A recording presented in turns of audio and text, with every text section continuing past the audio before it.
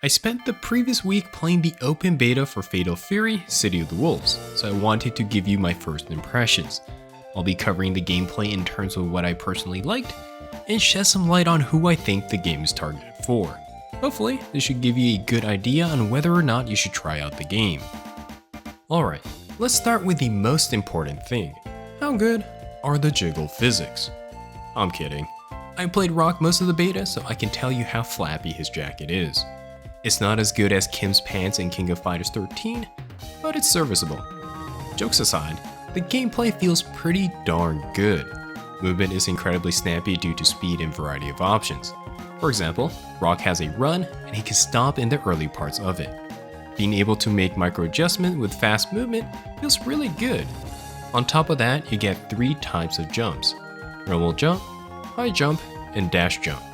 All of these have different horizontal and vertical trajectory, but it's not as varied as games like King of Fighters, where you have multiple variations of short hops.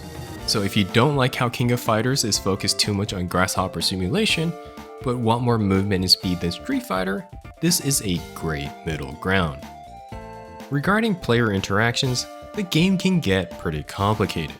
Both the attacker and defender has a plethora of options that usually require precision and leads to small advantages. And this is where I like it. For example, there is a defensive option called Just Defense, where you have to tap back or down back within a small window before the attack hits. If successfully done, the defender gains a small amount of health and the ability to cancel the block stun into a special move. Let's compare this to somewhat similar mechanic of drive parry in Street Fighter 6. Drive parries don't care whether or not a strike is high or low and can be held down.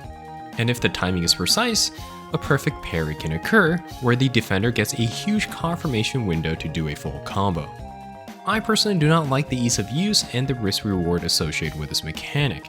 The swing of momentum when a perfect parry occurs is just too much for me. However, Just Defense only leads to special moves, so if you're not accurately predicting what the opponent is doing, the only thing you're most likely going to hit with is an invincible move, and even that can be baited by fast recovering attacks. If you want a full combo, you'll need to use Rev Arts, which are not invincible.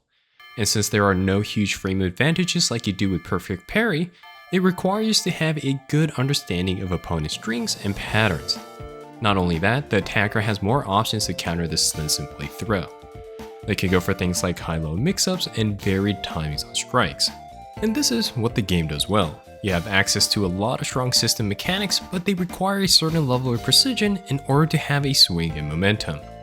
The only guerrilla move in the game is probably Rev Blow, which is pretty much the drive impact of City of the Wolves. It has armor from what I believe is frame 1 and lunges forward for an attack. If it hits, the attacker gets a good knockdown, and if it's blocked, it's not usually punishable. I don't like this move at all, but I'm glad it doesn't lead to a full combo on counter hit or give any rewards on block in the corner. The risk reward seems fair. In a general sense, the developers seem to push toward an old school approach where you rely on basic movement and normals to make up neutral and less drastic tools that lead to huge wins or losses. Just as a heads up, I'm not saying Street Fighter 6 and its mechanics are bad. It's all personal preference. I do appreciate how well the game is made and its impact in the fighting game scene. Otherwise, I would not spend hundreds of hours making guides and tutorials for the game. I'm just making comparisons because it is the golden standard in modern fighting games. Now, with that said, I don't claim to fully understand how each system mechanic in Fatal Fury interacts at a deep level. There wasn't enough time to test everything, and I did not have access to tools such as a complete and functional training mode.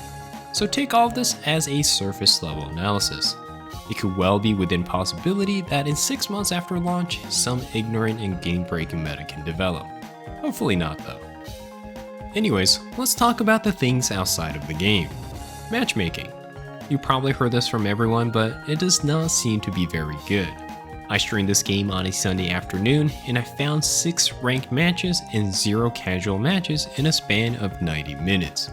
I was waiting more than I was playing, and half of my matches were with people nearing 200 ping. Was no one playing the beta, or is the matchmaking system having issues? I have no idea, but it's alarming nonetheless. I ended up playing most of my matches with friends since making a lobby was the only way to find consistent matches. And this leads to the second part, the UI. This was problematic as well. Adding people to a friends list and inviting them to a lobby took much longer than needed for such a common task. I had to look through multiple menus before finding what I needed, as not many things were intuitive. Why can't I simply change characters in the lobby screen? What's the point of favorite characters? I thought it was going to change who you are using, but instead it's under the battle settings? Why? Not to mention this mouse-like cursor in the lobby. Do we need this? For a moment, I thought it had mouse compatibility like Street Fighter 6, but nope. It's only directional inputs. Lots of weird design choices. Other than that, I went through the full tutorial. It's serviceable. Any player that has experience in fighting games should get enough information to start out.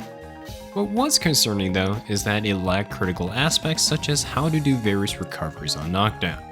I had no idea you can do things like roll forward or backwards different distances until other people have informed me. Also, it would be nice if the tutorials had visual indicators or examples. There was one section teaching hyper defense where you block then tap forward at a specific timing. I could not do this one because I had no idea whether or not I was doing it early or late. And frankly, I did not know what I was looking for or what the mechanic did until I went to the website to look at videos. I can easily imagine beginners struggling with some of these. So summing everything up, I can say the game feels great if you like grounded footsies with slightly more movement options than Street Fighter 6. It also has flashy defensive mechanics, so if you're the type to think Third Strike's Evo moment is really cool, give this game a try. However, everything surrounding the gameplay feels quite underwhelming, and I cannot see myself getting the game if it launches in its current state. Although, I have seen posts on social media from the developers considering another beta. I sincerely hope we can see some improvements there. Otherwise, it may suffer from the same fate as King of Fighters 15, Under Night Emperor 2, and Melty Blood Type Lumina, and nobody wants that. Anyways, let me know in the comments what you think about the beta.